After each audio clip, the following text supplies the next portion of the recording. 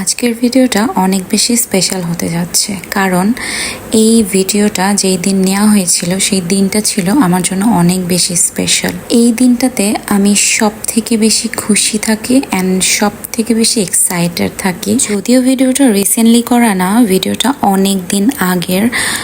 এটা হচ্ছে কুরবানির কিছুদিন পরের একটা ভিডিও ক্লিপ, যেটা আমি এডিট করতে পারিনি বলে আপলোড করা হয়নি। আসলে আমাদের বাসার কুরবানিটা ঈদের থার্ড ডেতে দেওয়া হয়েছিল, যে কারণে আমরা মুসাফিরদের দেওয়ার জন্য যে একটা ভাগ থাকে সেটা মুসাফিরদের দিতে পারিনি, কারণ ওই দিন কোনো মুসাফিররা বের হয় না মাংস নেয়ার জন্য। তাই আমি চিন্তা করেছি যে এই ভাগটা আমি এতিম বাচ্চাদেরকে রান্না করে খাইয়ে দেব।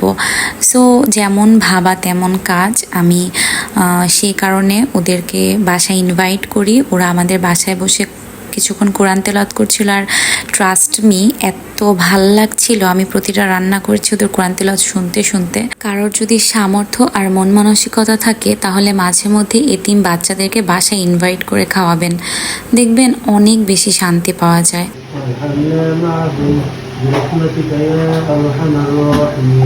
এই তো ওদের এখানে মোনাজাত দিচ্ছিল, মোনাজাত দেওয়া শেষে আমি ওদেরকে খাবারগুলো দিয়ে দিলাম।